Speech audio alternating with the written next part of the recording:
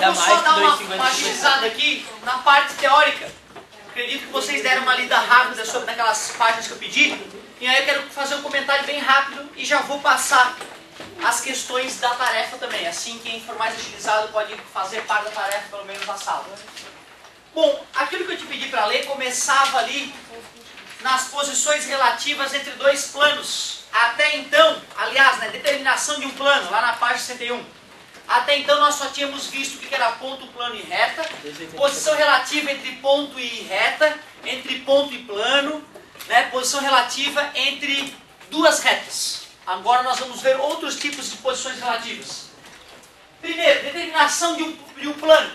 A apostila apresenta 4 maneiras, não é, de determinar um plano. Uma delas nós vimos nos postulados. Se eu tenho 3 pontos não colineares, só existe um plano passando por esses 3 pontos. Então, com 3 pontos não colineares. 3 pontos não colineares. Outra maneira de eu definir um único plano é com 2 retas paralelas. Se eu tenho 2 retas paralelas, só dá para encaixar um plano nelas, concordam comigo?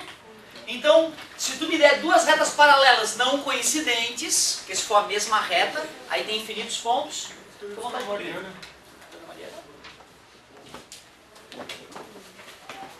Tudo bem para vocês que 2 retas paralelas definem um plano?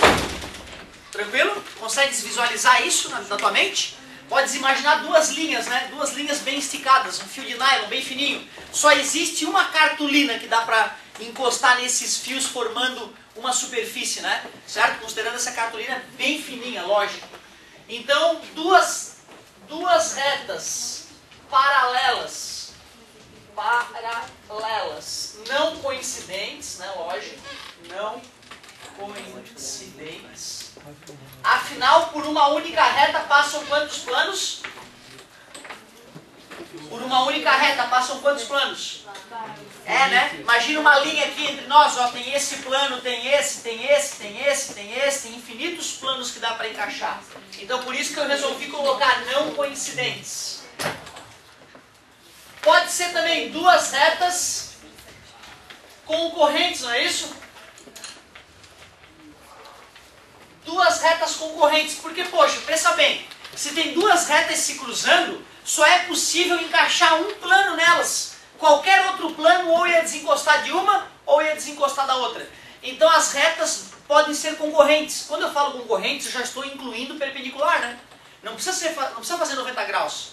Fazendo 90 graus talvez fique mais fácil visualizar que o plano fica definido. Mas qualquer ângulo que existe entre essas 2 retas, se elas se encostam, dá para encaixar apenas um plano entre elas. E a outra maneira é aquele postulado de Euclides. Eu posso te dar uma reta e um ponto fora dela, né? Uma reta e um ponto fora dela também definem apenas o único plano que passa por elas. Uma reta e um ponto fora dela.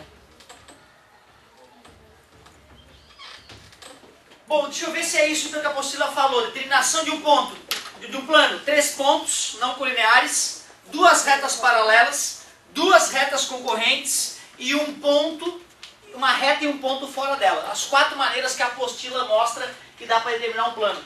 Ô, professor, que babaca é isso? Eu não estou entendendo essa história. Sabe o que é, cara?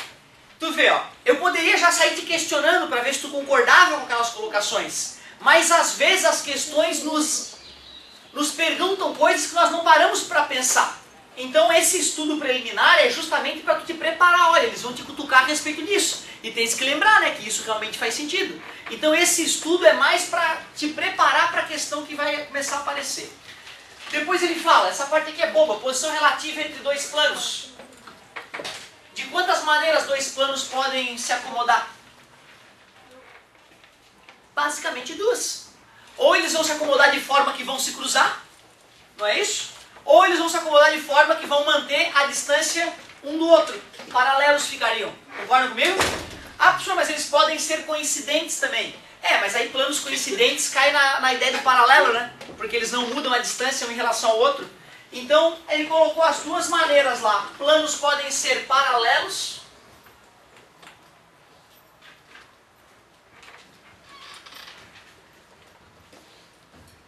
E a outra possibilidade ele chamou de planos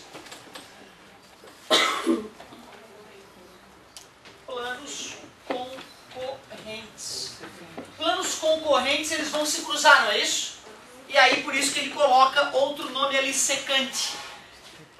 Olha, eu não sei se tu já tinha escutado isso, mas é provável até que em algum momento a gente tenha te falado que uma reta que passa cortando um círculo, ela é secante.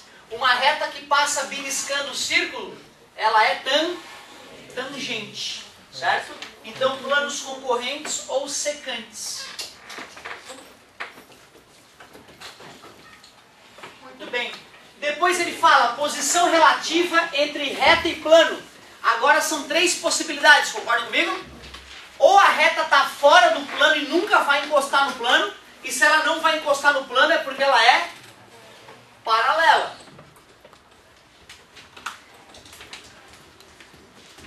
Então eu posso imaginar o plano da parede aqui na minha esquerda e essa reta aqui, ó. Ela não está nem se aproximando, nem se afastando. Então ela nunca vai encostar. A gente chama de paralela. Outra possibilidade.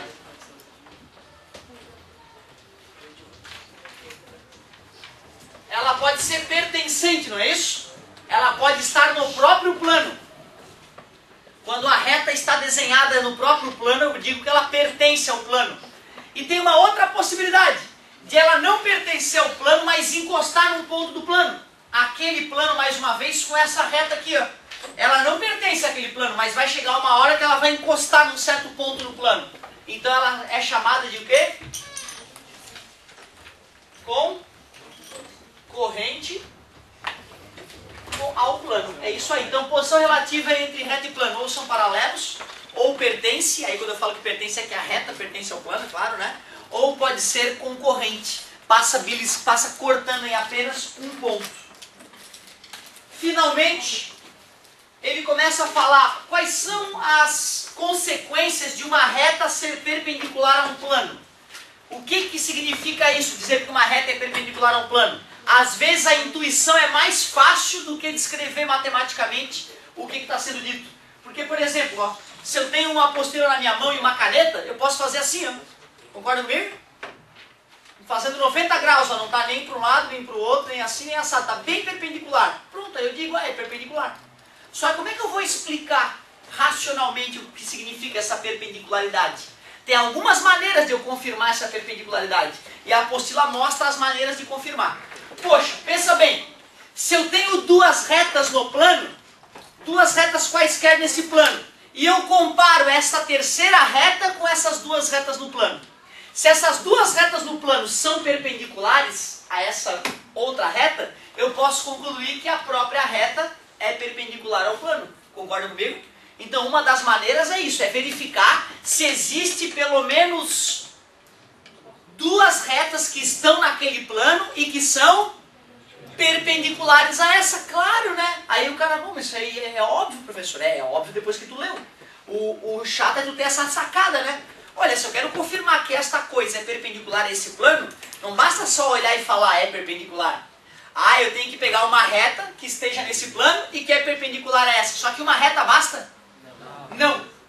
Uma reta não basta. Então eu tenho que ter pelo menos duas retas nesse plano, duas retas diferentes, que são perpendiculares. Aí eu posso confirmar. Fica à vontade, meu querido. Mais alguém? Isso aí. Outra maneira, a segunda maneira que ele falou, ó. Vê se a segunda maneira não é quase idêntica à primeira. Olha, basta que no plano, para confirmar que essa reta é perpendicular ao plano, né? Basta que no plano tenha uma reta que seja perpendicular e outra que seja... Não leram? Que seja ortogonal. Ah, professor, mas ortogonal e perpendicular é quase a mesma coisa? É, né? Quase a mesma coisa, mas não é a mesma coisa. Ou seja, se tu não achar, se tu não conseguir visualizar que tem duas retas perpendiculares a essa que tu quer testar, tu pode achar uma que é perpendicular e outra que é ortogonal, ou seja, que faz 90 graus, mas não precisa estar exatamente no mesmo plano, né? Até porque essa aqui, ela não está no plano, ela é perpendicular. Então eu posso achar uma que é perpendicular, por exemplo, eu posso traçar uma qualquer aqui, ó. Meu Deus, isso não é uma reta. Deixa eu fazer uma aqui, ó. Tracei uma reta aqui no meu plano. Se eu imaginar ela encostando nessa outra reta, ó, ela é perpendicular, concorda comigo? Mas pode ter uma outra reta que não é perfeitamente perpendicular, ó, ela nem encosta nesse aqui, ó, mas eu sei que ela é ortogonal. Aí eu já estou garantindo, eu achei uma que é perpendicular e outra que é ortogonal. Isso é condição necessária para me provar a perpendicularidade. Terceira maneira que ele falou, se tu não achar nenhuma que é perpendicular, ache duas que seja ortogonal. Então peraí, cara, é tudo muito parecido. Se eu quiser provar a perpendicularidade de uma reta com um plano, três maneiras. Ou eu acho duas que são perpendiculares, duas o quê? Duas retas perpendiculares a que tu quer testar no plano. Ou tu acha uma perpendicular e uma ortogonal, ou tu acha duas ortogonais. O que importa é que tem que ter duas. Uma só não é suficiente. Fica tranquilo, tá? Reguladinho. Muito obrigado pela atenção, garoto.